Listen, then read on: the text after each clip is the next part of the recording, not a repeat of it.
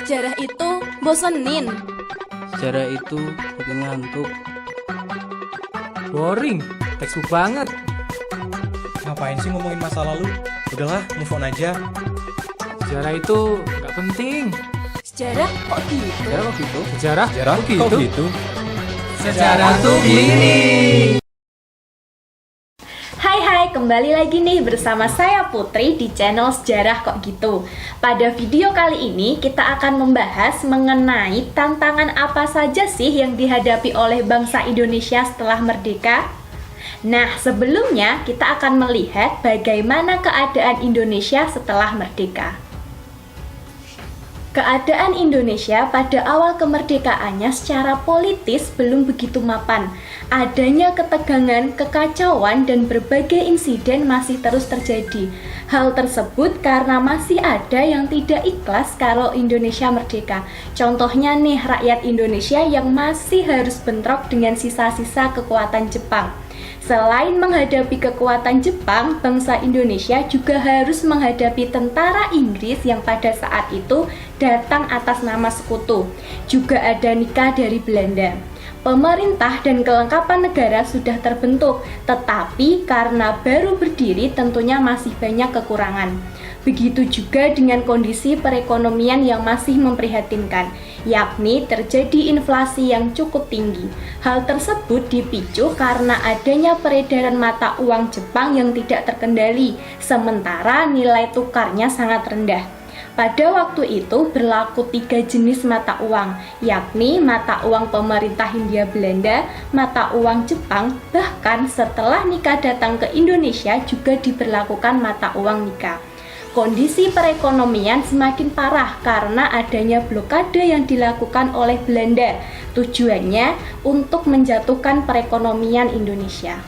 Keadaan politik dan ekonomi Indonesia yang tidak stabil tersebut diperparah dengan kedatangan sekutu dan nikah. Setelah Jepang menyerah terhadap sekutu, kemudian sekutu menugaskan Jepang untuk mempertahankan status quo sampai sekutu datang ke Indonesia. Pasukan sekutu yang bertugas ke Indonesia dibagi menjadi 2, yakni berada di wilayah bagian timur dan bagian barat yang dipimpin oleh Laksamana Lord Louis Mountbatten.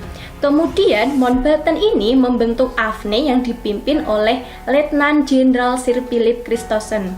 Kedatangan sekutu di Indonesia pada mulanya disambut oleh sikap netral. Namun setelah diketahui bahwa sekutu ternyata membawa nikah, masyarakat berubah menjadi penuh kecurigaan. Hal ini dikarenakan nikah merupakan pegawai sipil pemerintah Belanda yang dipersiapkan untuk mengambil alih pemerintahan sipil di Indonesia. Sejak nikah mempersenjatai kembali tentara Kenil yang baru dilepaskan dari tawanan Jepang, situasi keamanan semakin buruk. Daerah-daerah yang didatangi sekutu selalu terjadi insiden dan pertempuran dengan pihak Republik Indonesia. Adapun insiden tersebut terjadi di daerah-daerah berikut. Pertama, peristiwa di Surabaya. Dalam peristiwa di Surabaya terdapat 2 peristiwa penting. Pertama, saat insiden bendera di Hotel Yamato. Pada tanggal 19 September 1945, Belanda mengibarkan bendera negaranya yang berwarna merah putih biru di Hotel Yamato, sehingga menimbulkan kemarahan para pemuda Indonesia. Akhirnya, para pemuda tersebut merobek bagian biru dari bendera itu hingga tersisa warna merah putihnya saja.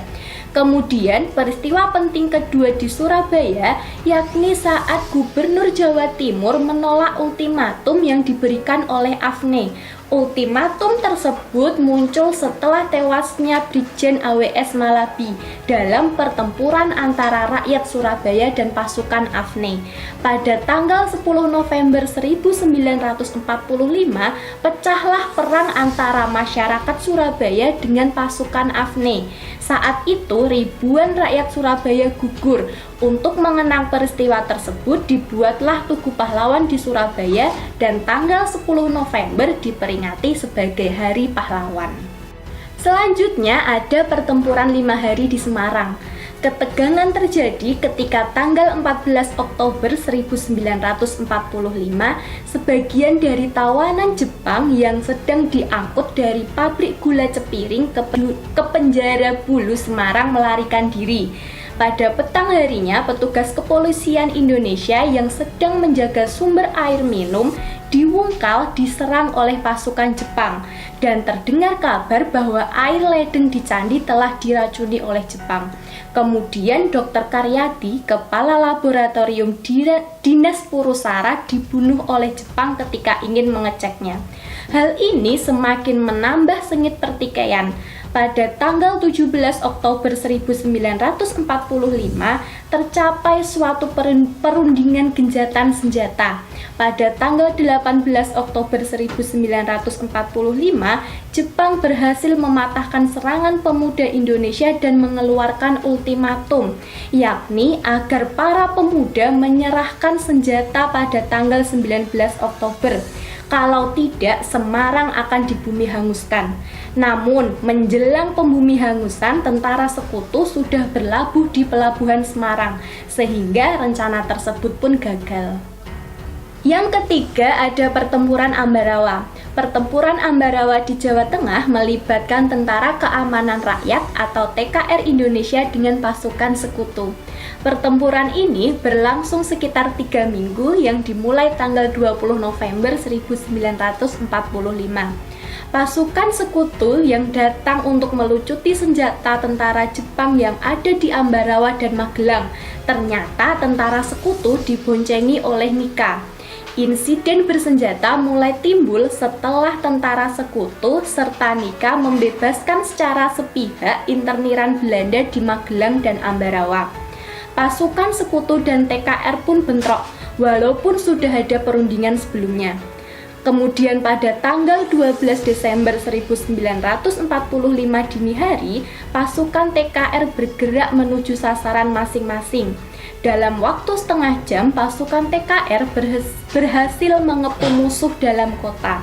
Akhirnya, pada tanggal 15 Desember 1945, musuh meninggalkan Ambarawa dan melarikan diri ke Semarang melalui Ngasinan. Berikutnya ada Bandung Lautan Api.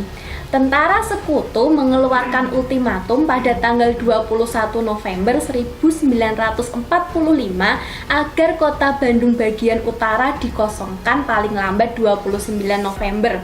Namun, ultimatum tersebut tidak dihiraukan sehingga terjadi bentrokan senjata.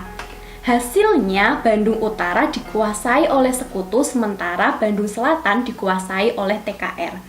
Ultimatum kedua pun diberikan sekutu agar masyarakat dan TKR segera mengosongkan Bandung Selatan pada tanggal 23 Maret 1946.